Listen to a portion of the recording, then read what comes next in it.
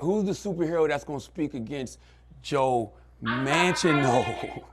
I want to know who's the real president of this country. Is it Joe Biden or Joe Manchin? Oof. I'm sorry. I interrupted. I don't think the vice president can hear you. It's Simone. I'm so sorry, Charlamagne. We have to wrap. They're acting like they Oh, dude, it's such a bad. I understand they probably have limited time, and it could be for a number, because he asked this question like 3 or 4 times. She semi-dodged it, which makes it look even worse. So there's a chance that this isn't even like her trying to get away from the question, that they're actually out of time. But she dodged the question so many times that no matter what, it looks like she's dodging the question to the point where they have to come and swoop in and save Kamala from this line of questioning. Vice President Kamala Harris went on to a Comedy Central show run by Charlamagne the God. It's like kind of like a news show on Comedy Central, and the interview went off the rails. And when I say it went off the rails, I mean there were points where Vice President Kamala Harris's aides were trying to shut down the interview because it got so bad for them. And so I wanted to watch the interview in its entirety because it's been getting a lot of attention for good reason. Let's listen to it. Pleased to have joining me for a God's honest conversation, the Vice President of the United States of America, Kamala Harris. Hey, Charlamagne. Good to be with you. My first question is a question that after the pandemic, when I ask, I expect a real answer, okay? You ready? Okay. How are you? Oh, thank you for that. And I know you really mean it. I am well. I am well. I am blessed. You know, there is a lot of good that we can and have done, and I feel energized about continuing to get the work done. So thank you, and my family as well, and that's all I could hope for. So thank you for asking. Let's talk about some of that work, because, you know, it's people like me that were motivated to vote for you, and we feel as if you've disappeared. If not disappeared, been silenced. Is that the case? Not at all. I mean, even this week, there were 2 things that I'm actually more than that I'm extremely proud of, that has been the product of months and months of work. Damn, he's not holding it. He's just going straight in, by the way. Also, could you imagine roasting the Vice President of the United States in a gamer chair? My God. That I'm extremely proud of, that has been the product of months and months of work. One, something you and I have discussed before, the issue of maternal health. So I brought the issue of maternal health to the front stage of the White House for the first time, talking about what you and I have talked about, that Black women are 3 to 4 times more likely to die in connection with childbirth, Native women twice as likely to die, rural women 60% more likely, and we talked about it in terms of, look, this is an issue that needs to be addressed both in terms of the racial bias in the medical health profession, but also we need to address it in terms of the fact that after a woman gives birth to another human being, it's not right to say she's only going to get 60 days of coverage through Medicaid for what she might need in terms of postpartum treatment, whether it be depression or just exams. So we're saying let's extend it for a year. Dealing with an issue that uniquely affects Black women, fibroids. You know, we don't talk about 60 days to a year is a massive expansion. this stuff publicly, but Black women know that it is a real issue in terms of their health and their life. So we're bringing that to the public stage, and this has been the product of work I've been doing for many years, even before I got to the White House, but bringing it to the stage. Another issue, I just did an event yesterday about lead pipes. Well, look at the issue of lead pipes. What we know is that especially our children who are in public housing and public schools are more likely to be exposed to lead in paint and in pipes. And so we've put through our infrastructure bill a lot of resources into saying, let's clean up those pipes. Let's save the health of our children. And why? Because I've met mothers and fathers all over the country, from Michigan to Ohio, all over the country, who talk about the fact that when they turn on that tap, they are afraid that when they fill that glass of water, they may be filling it with poison. And so we're dealing with that, because you know why? For our children, half of children under the age of 6, Charlamagne, in America are exposed or are at threat of being exposed to lead. That can stunt their growth. It could have permanent damage in terms of their mental capacity to be educated and literally create brain damage in some cases. What else have we done? Well, I've been working for a long time on saying Black folks need access to capital. Everybody needs access to capital. In particular, when we looked at the pandemic, how many of our small businesses... So there's two ways she could have answered this question. The first way would have been naming all the times she has been present publicly, or like being like, out of all the days that I've been in office, I've had these many press conferences, these many this, these many that. And the other thing is just list a bunch of the stuff they've been doing. I think this is probably the better route to go when answering this question, because you get in detail on the issues you care about, you get to talk about the issues you care about, and when you say one after the other, after the other, after the other, it piles up. It looks like a lot. Could not survive the pandemic because they did not have the kind of financial support they need. So I just announced what we are doing that is about the $12 billion I got from the Senate, and extending that money to invest in minority-owned businesses, knowing that we have great entrepreneurs in our community who just need access to capital and need to stop being told that they're unbankable, when in fact they are brilliant and are doing great things in the community. So these are some of the things I could go on. I mean, one of the other issues that I care deeply about is what we have got to do in terms of public transit. I've been working on the infrastructure law that we now have. You know, Black folks as commuters, as workers, are 4 times more likely than other workers to go to work on the bus or on the train, on public transit, and we need to improve that. Again, I've been talking with folks around the country. I know personally from having... Oh, sorry. Oh, my goodness. Sorry. That's a sign of things to come. So far, the interview's going quite well. I heard that it's, went really off the rails. I'm waiting for it to go off the rails about what I've been told of, how they tried to shut down the interview. So far, she's doing quite well, 5 minutes in.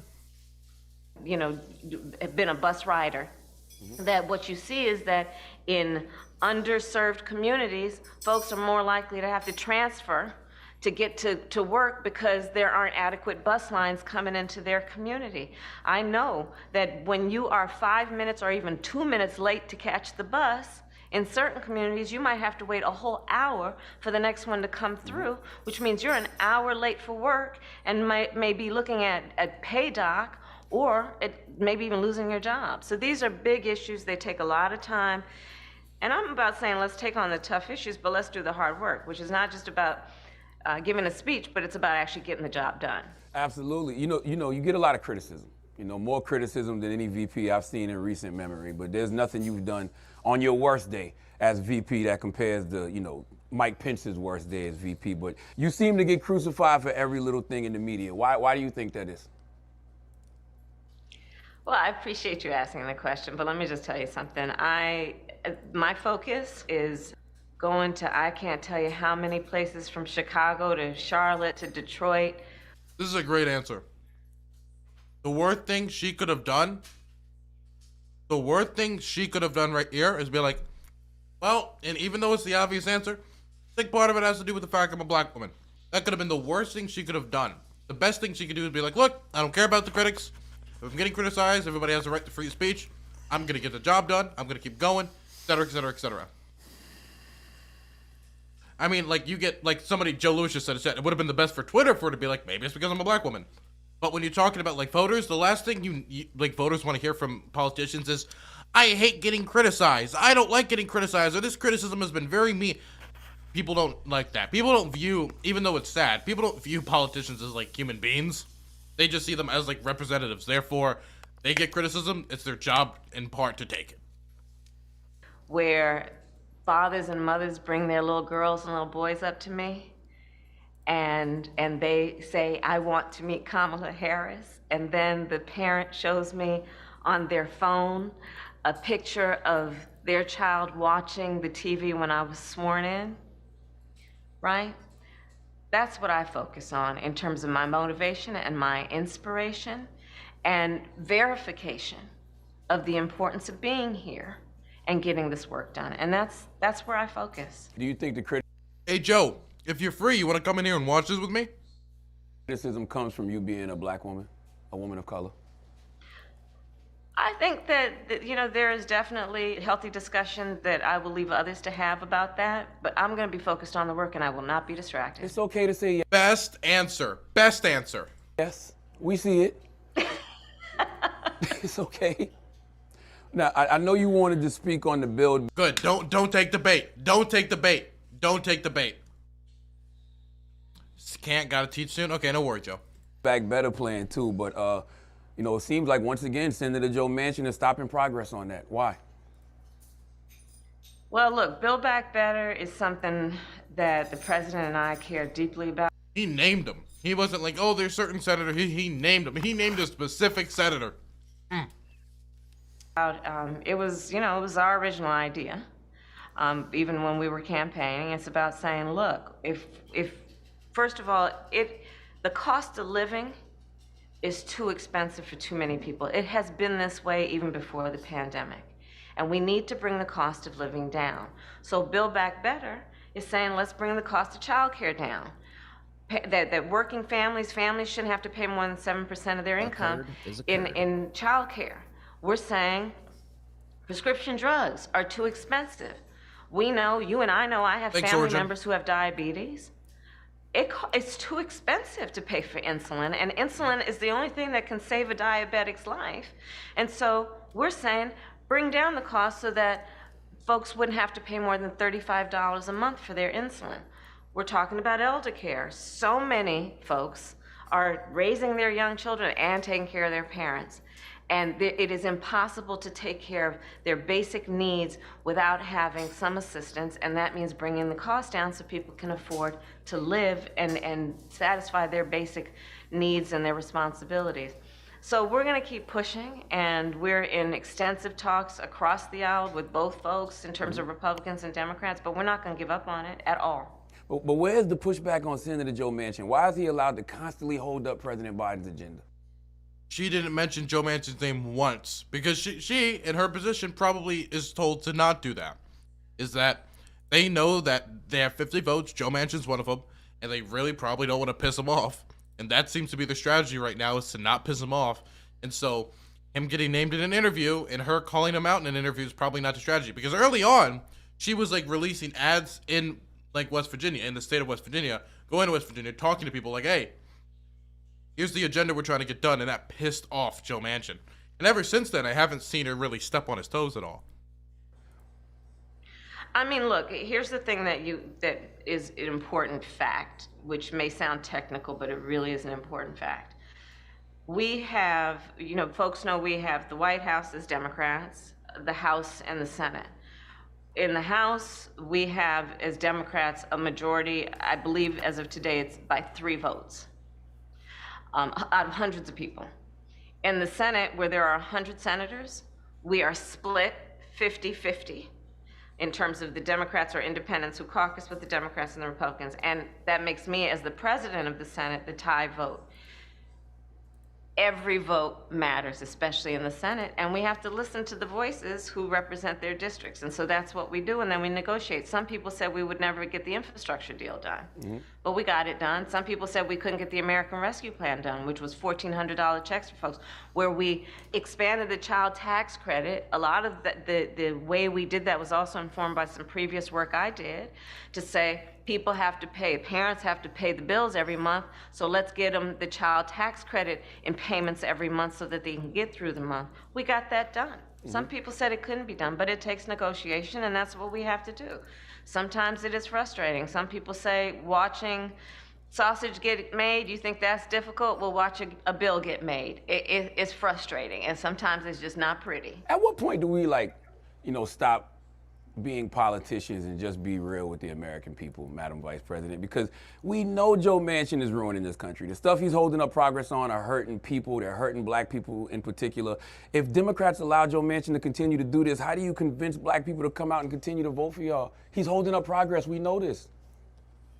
Hey, Charlamagne, here's the thing, though. I think it's a mistake to try and think about. Here we go. Oh, no. Here we go. The train has left the station.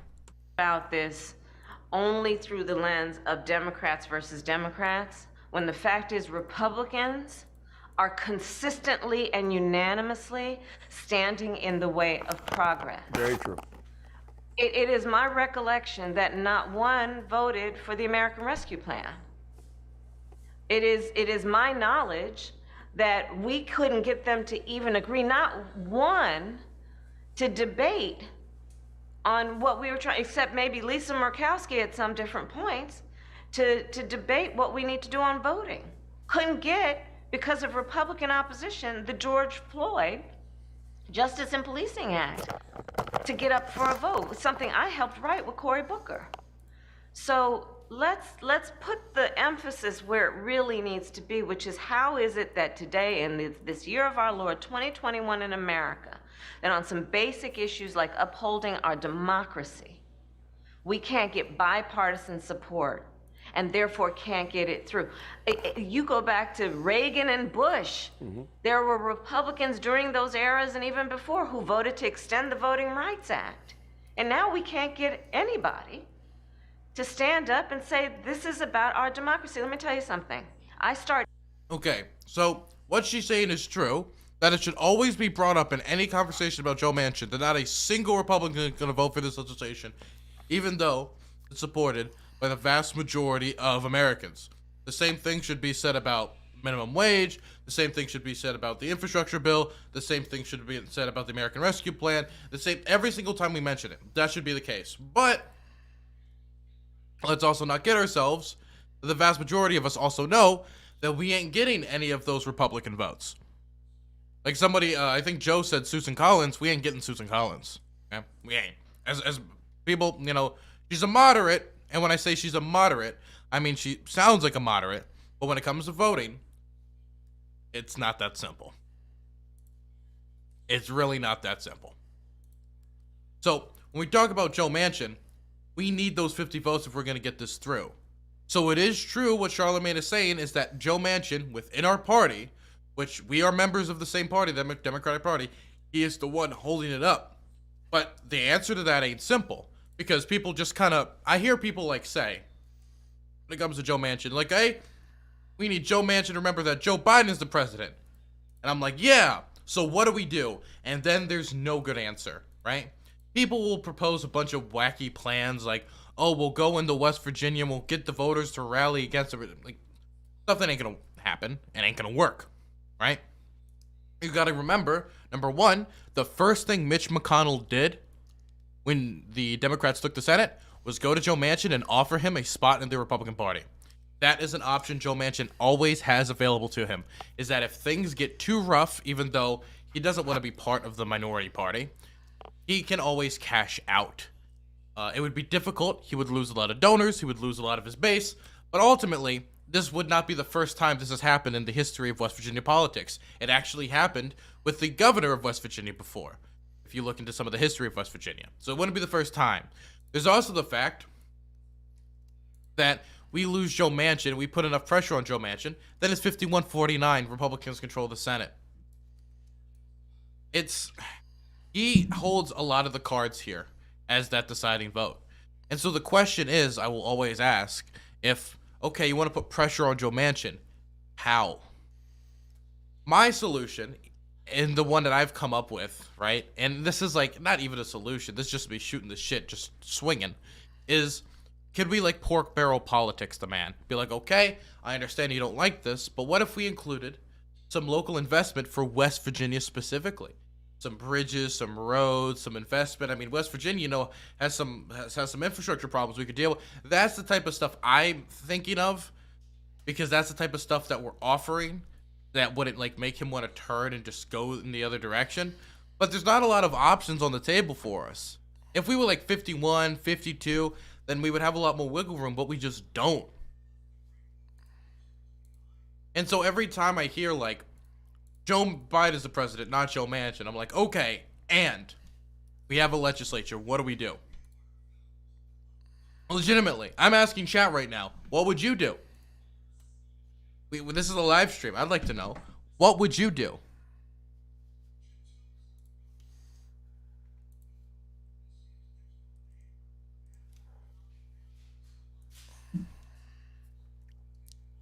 I mean, Vacation, bully. Oh, well, looks like... Well, I guess my point's proven. Not a lot of options. Every single day, reading the presidential daily brief. It's called the PDB, often with the president in the Oval Office. What is in that is classified information. Try to flip a purple Republican and kick his ass out of the party? Okay, so... Not only is that extremely implausible, you would need to name me which Republican, and you would need to find me a Republican that would be more willing to accept a child tax credit instead of Joe Manchin. Which Republican would be willing to accept the child tax credit instead of Joe Manchin? By the way, you would feel like a tax credit would be the type of things that the Republicans would love. And the tax credit has been part of the solution to cutting child poverty in half in this country. It's absolutely beautiful. So it's so fucking weird. Romney? So we're gonna turn Romney into a Democrat? When you say flip, okay, when you say flip Romney, do you mean flip him on this or make him a Democrat? Because if you think Romney's becoming a Democrat, you're delusional. He's not. And Romney is still to the right of Joe Manchin. Now, I have seen, and I do have this pulled up.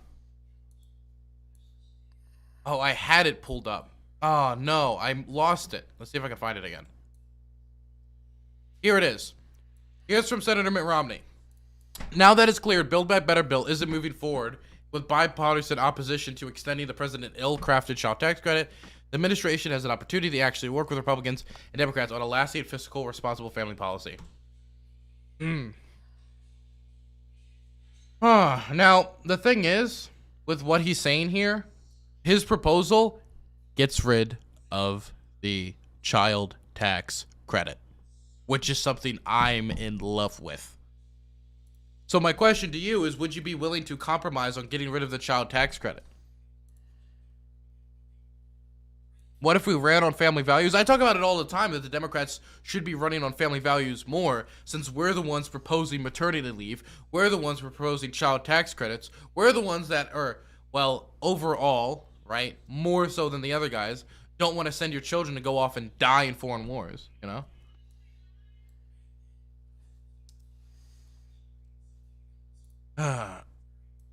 90% of the bill versus 0% of the bill. In theory, yes. My question is, do you think we could get a better deal with Mitt Romney than we could get with Joe Manchin? I guess we should at least make the option made available.